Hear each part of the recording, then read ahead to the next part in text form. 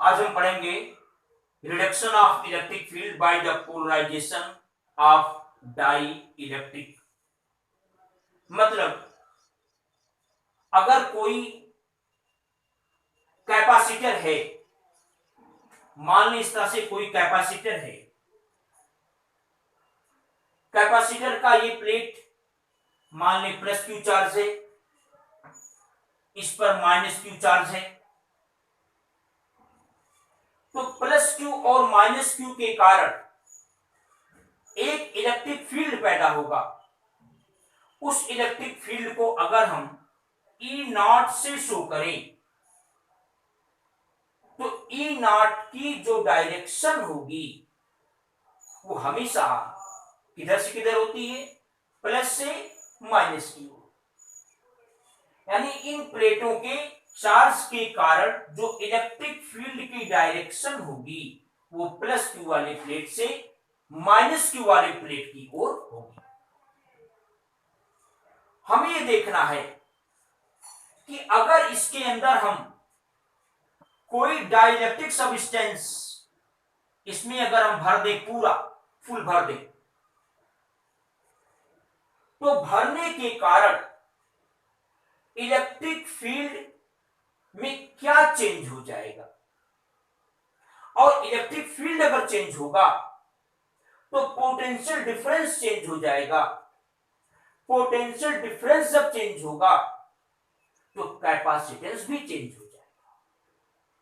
तो पहले में निकालें कि जब हमने इसमें एक डाइलेक्ट्रिक सब्सटेंस भरा है तो इसके कारण इलेक्ट्रिक फील्ड में क्या चेंज होगा। तो देखें, जो डाइलेक्ट्रिक सब्सटेंस होता है हम जानते हैं इसमें फ्री इलेक्ट्रॉन्स नहीं होते क्योंकि ये इंसुलेटर होता है। लेकिन ये जो प्लस क्यू चार्ज और माइनस क्यू चार्ज है इसके कारण जो डाई इलेक्ट्रिक सब्सटेंस के मॉलिक्यूल्स हैं वो मॉलिक्यूल्स क्या हो जाएंगे, पोलराइज्ड हो जाएंगे, क्योंकि ये उस पर एक टेंशन फोर्स लगाएगा। जैसे प्लस वाला है तो ये उस मॉलिक्यूल के जो एटम्स हैं उनको अट्रैक्ट करेगा, तो जब अट्रैक्ट करेगा तो एक और कुछ माइनस हो जाएगा और एक और प्लस हो जाएगा, यानी पोलराइज्ड हो जाएंगे। इसी प्रकार से दूसरा मॉलिक्यूल भी होगा, इसी प्रकार से तीसरा भी होगा, इसी प्रकार से ऐसे होते चले जाएंगे। इस प्रकार से देखिए, minus Q plus Q, minus इधर रहेगा क्योंकि यहां प्लस है तो प्लस वाला माइनस वाले को ही अट्रैक्ट करेगा। ऐसे ये वाला भी पोलराइज हो जाएगा, ऐसे भी पोलराइज हो जाएगा, ऐसे भी पोलराइज हो जाएगा। तो जरा ध्यान से देखें, ये जो पहला वाला कॉलम है हमने यहां पर इसको बनाया हुआ है इस तरह से। पहला वाला जो कॉलम है उस पहले वाले कॉलम का जो प्लस वाला है चार्ज वो दूसरे वाले कॉलम के माइनस को कैंसिल कर देगा। जो दूसरे वाले कॉलम का प्लस है ये तीसरे वाले कॉलम के माइनस को चेंज कर देगा। ऐसे तीसरा वाला जो प्लस है वो चौथे वाले माइनस को कैंसिल कर देगा। तो लास्ट में क्या बचेगा, लास्ट में बचेगा कि ये जो आपने इसके अंदर डाइलेक्ट्रिक सब्सटेंस भरा था इसके लेफ्ट वाले प्लेट पर, लेफ्ट वाले छोर पर माइनस चार्ज हो जाएगा और राइट वाले पर प्लस। इसके अंदर के सभी एक दूसरे से कैंसिल हो जाएंगे।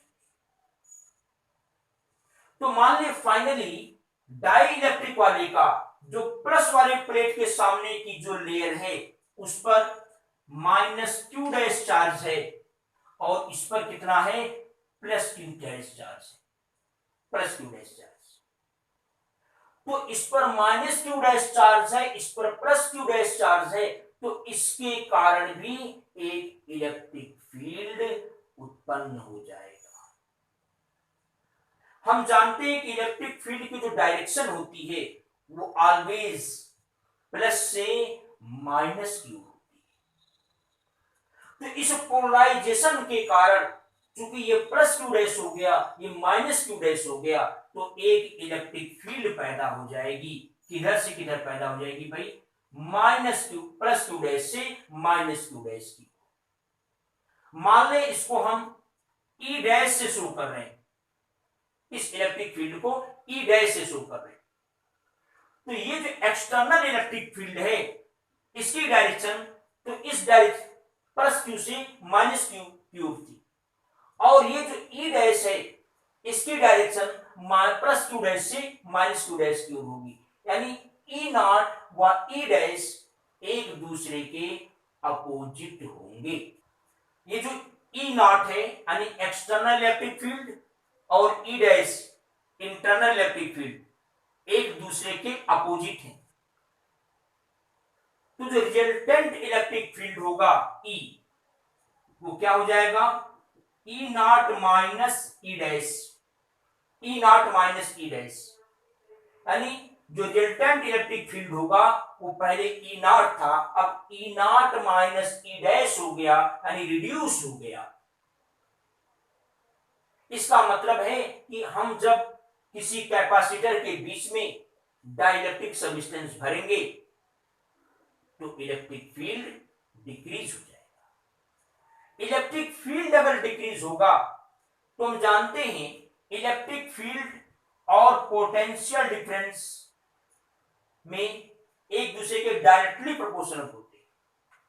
तो अगर इलेक्ट्रिक फील्ड डिक्रीज होगा तो इन प्लेटों के बीच का जो पोटेंशियल डिफरेंस है वो पोटेंशियल डिफरेंस भी डिक्रीज हो जाएगा, घट जाएगा। जब पोटेंशियल डिफरेंस घट जाएगा, डिक्रीज हो जाएगा, तो हम जानते हैं कि कैपेसिटर का जो कैपेसिटेंस होता है C इक्वल टू होता है Q बाई V। अगर V डिक्रीज होगा तो C क्या होगा? इंक्रीज होगा। इसका मतलब है कि जब हम कैपेसिटर में कोई डाइलेक्ट्रिक सब्सटेंस भरेंगे तो इस कारण उसका जो कैपेसिटेंस है वो इंक्रीज हो जाएगा।